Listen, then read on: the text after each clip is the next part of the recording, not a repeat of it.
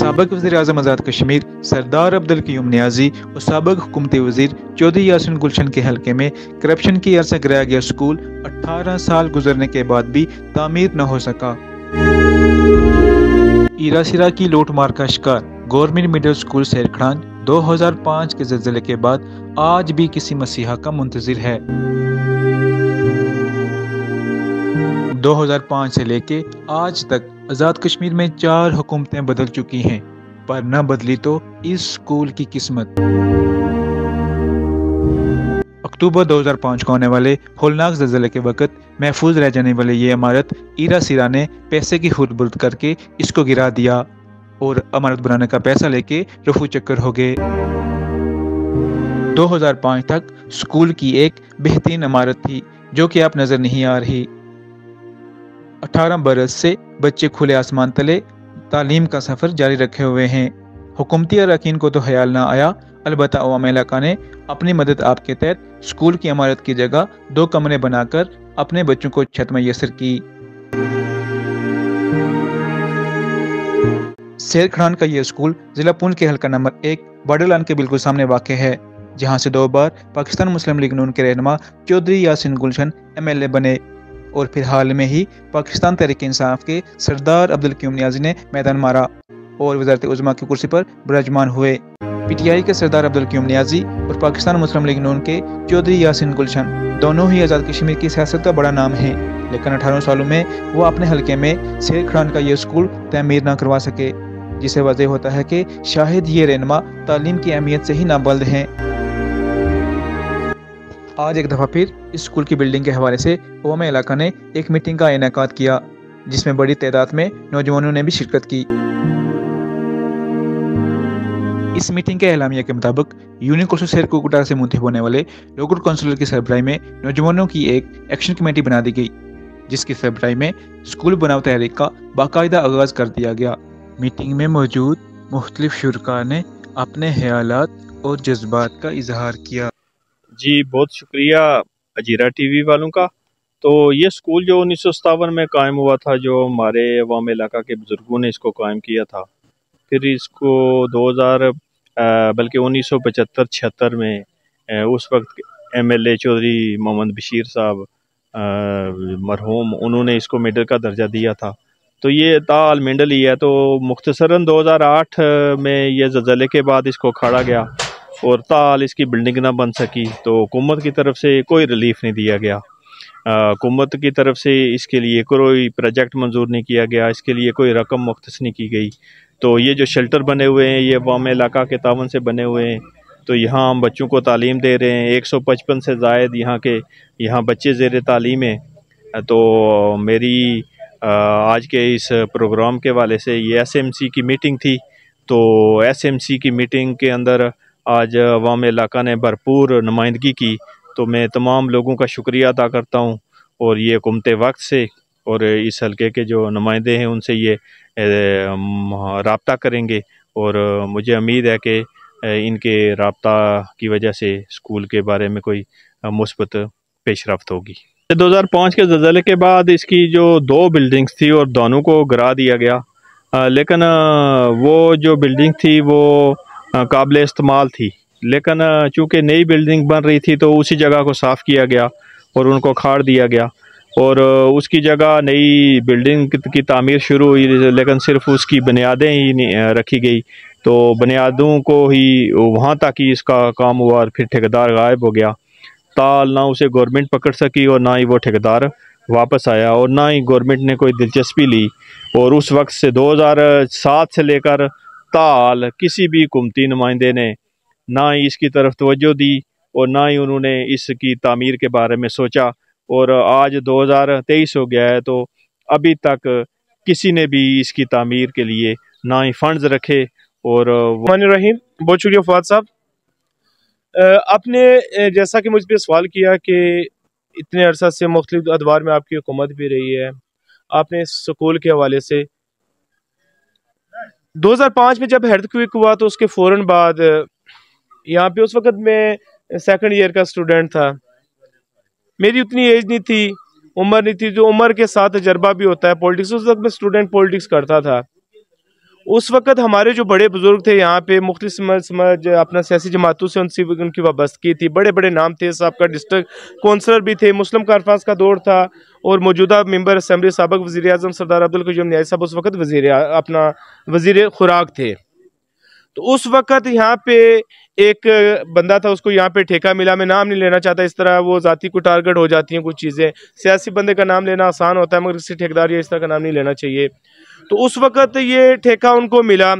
तो उस वक़्त मैंने जो एक चीज़ ऑब्जर्व की कि ये उस वक़्त जब ठेका मिला तो बदनीति उसमें शामिल थी। बदनीति कैसे शामिल थी कि एक एक करके इस बिल्डिंग को खड़ा गया, उसके दरवाजे यहाँ से फ़रोख्त हुए, उसकी शल्टर जो टीनें थी वो फ़रोख्त हुई, ताकि पत्थर तक यहाँ से फ़रोख्त किए गए। और उसके बाद यहाँ पे उन्होंने मटेरियल जो रखा वो भी रात के अंधेरे में यहाँ से उठा के ले गया और वो बड़ा डिफ़ाल्टर होकर यहाँ से भाग गया। अल-मुख्तसर की बिल्डिंग नहीं बनी। तो मेरे बहुत सारे दोस्तों ने सवाल किया और मुझ पे इस पे पहले भी मैंने एक जवाब दिया था कि ईरा सीरा।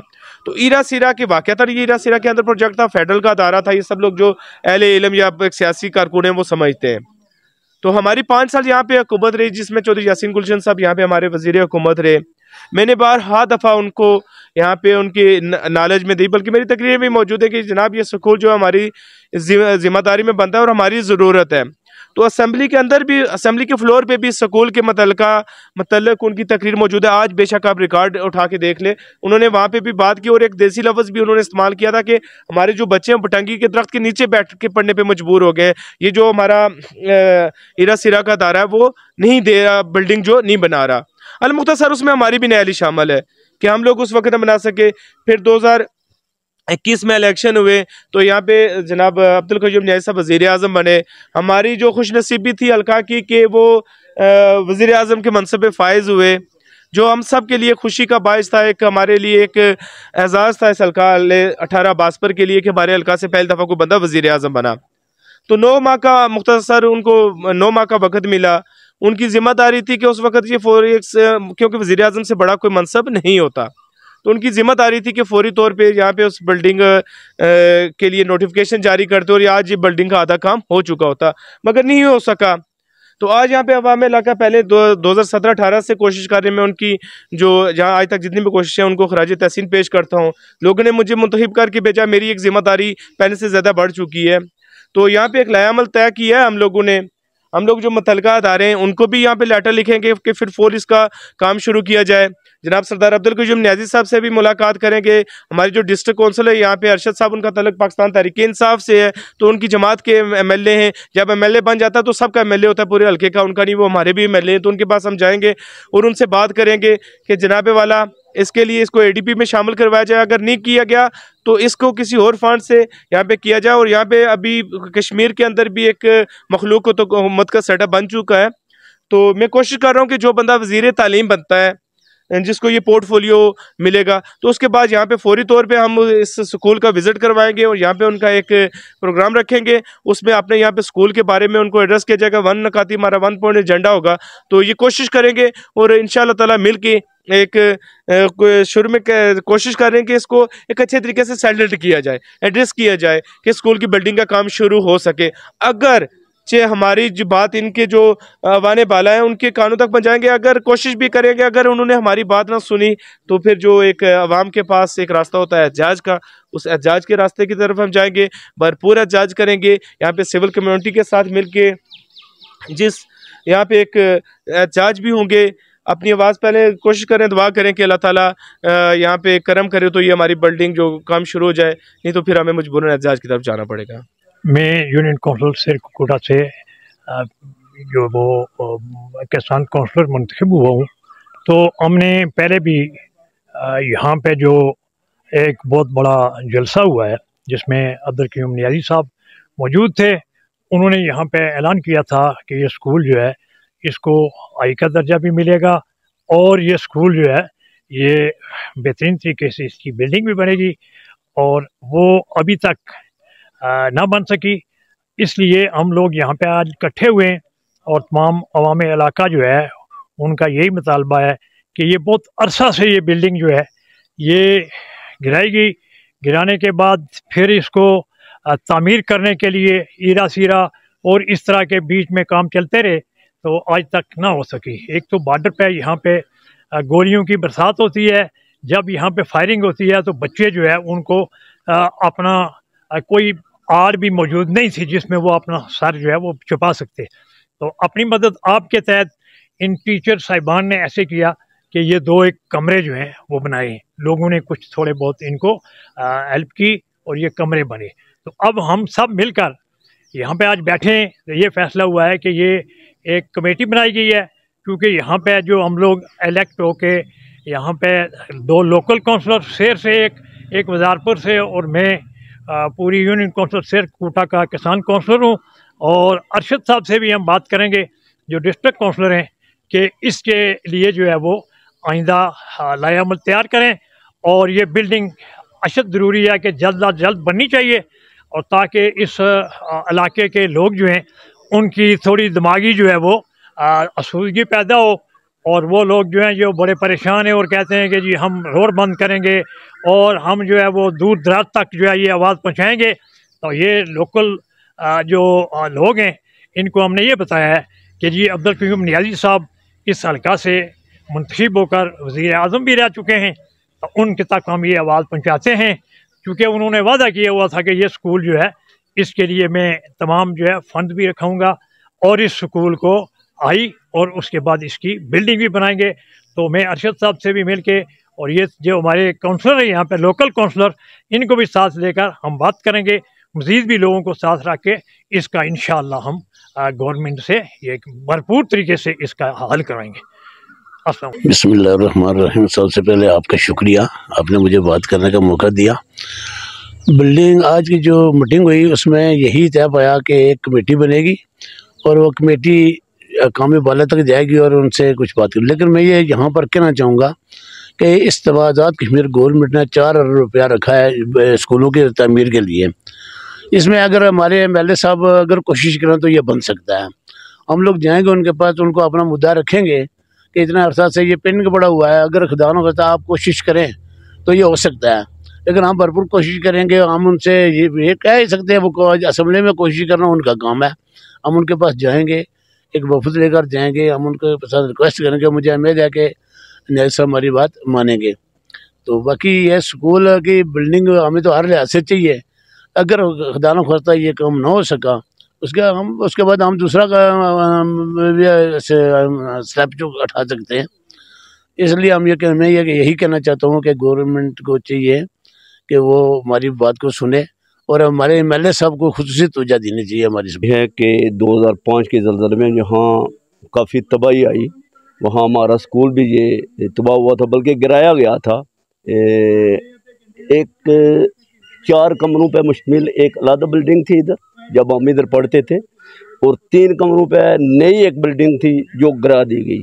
ये तो ठेकेदारों की या उस वक़्त की जो गवर्नमेंट है उसकी नालायकी थी, लेकिन अवामी इलाका ने उस वक़्त भी खामोशी इख्तियार की रही और अब तक भी अवामी इलाका ने काफ़ी खामोशी रखी है। हाँ, मैं इस अमर को सही समझता हूँ जो अभी हमारे लोकल कौंसिल साहिबान तीनों मुंतखब है, 2 मुंतखब हैं और एक किसान कौंसिलर हैं, इन्होंने और बिलखसूस में आपको याद करूँ कि आफ्ताब साहब जो यहाँ के हेडमास्टर हैं, उनकी काविशों से अभी जो नई 11 रुकनी सुप्रीम कौंसिल बनी है तो वो ये कोशिश कर रही है कि इस स्कूल की बिल्डिंग का कुछ किया जाए। तो हम तमाम लोग अवाम इलाका इनके साथ हैं। मेरी दुआ है, अभी अज़ान भी हो रही है, तो मेरी दुआ है अल्लाह ताला से कि अल्लाह ताला हमारा ये मामला हल फरमा दे। देखें अभी कितनी गर्मी चल रही है, ठीक है, बच्चे सारा दिन बाहर बैठ के पढ़ते हैं। सर्दियों में भी यही आलम होता है कि बच्चे बाहर ही बैठ के पढ़ते हैं जी। सर्दी हो या गर्मी, मतलब वो ज़लालत हमारे बच्चों के नसीब में। और बाकी के जो लोग हैं जो अभी बच्चों को सपोर्ट कर रहे हैं, अच्छे दारों में उनको पढ़ा रहे हैं, लेकिन जो बेचारा गरीब है, दिहाड़ीदार मजदूर है, 500 रुपये कमा रहा है दिन के, तो वो मंथली किसी अच्छे अदारे में बच्चों को कैसे भेजे? ये अदारा अगर हमारा बन जाता है तो बहुत बहुत शुक्रिया फवाद साहब आपका और हीरा TV का। आज ये सबसे खुशाइंद बात है कि अवाम इलाका की बड़ी तादाद ने शिरकत की है। आज इस हवाले से जो हमारा इजलास हुआ, इसमें हमारे दोनों लोकल काउंसलर और हमारे जो किसान काउंसलर हैं उन्होंने भी शिरकत की। और मीटिंग के हवाले से यही तय पाया कि हम बाज़ाब्ता तौर पर एक अपनी मुहिम शुरू करेंगे। इस हवाले से हमने एक 11 रुकनी कमेटी बनाई है जिसे सुप्रीम काउंसिल का नाम दिया गया है। उसके अख्तियारात में जो हमारे MLA साहब हैं हल्का के, इसके अलावा हम वज़ीर-ए-आज़म तक भी अप्रोच करने की कोशिश करेंगे और इंशाअल्लाह बहुत जल्द जो हमारा ये स्कूल का काम इल्तफ़ा का शिकार है, 2005 के ज़लज़ले के बाद उसके बाद बिल्डिंग को मुनहदम किया गया, गिरा दिया गया। उसके बाद अभी तक ये 2023 गुजर रहा है और बिल्डिंग का बिल्कुल किसी वाले से भी कोई काम नहीं हुआ है। इसमें यह है कि 2006 से लेकर MC की गवर्नमेंट हो गई है, फिर PP की गवर्नमेंट, फिर PMLN की और PTI की अब गवर्नमेंट है, लेकिन किसी भी गवर्नमेंट ने यह ज़हमत नहीं की कि इसकी तरफ तवज्जो की जाए। अभी यह है कि स्कूल में जो बच्चे हैं वो खुले आसमान तले तालीम हासिल करने पर मजबूर हैं। आज के इस तरक्की याफ्ता दौर में हम अगर देखें तो दुनिया चाँद तक पहुंच चुकी है, लेकिन हमारे बच्चे इन्हीं पत्थरों पर बैठकर, इसी बारिश के नीचे बैठकर अपनी तालीम हासिल कर रहे हैं। ये हमारे हुक्मरानों के लिए भी सोचने का वक्त है। और अवाम इलाका से मैं गुजारिश करूँगा कि जो स्कूल मुहिम तहरीक है इसमें भरपूर तरीके से पार्टिसिपेट करें। इंडियन आर्मी की तोपों की घनगरज, धूप और बारिश में बैठे ये बच्चे अपनी तालीम जारी रखे। बेहिस हुक्मरानों की ज़मीर को झंझोड़ के ये पूछ रहे हैं कि क्या आपके बच्चे भी ऐसे ही तालीम हासिल कर रहे हैं। हजीरा TV के साथ मुझे दीजिए इजाज़त। अल्लाह हाफिज़।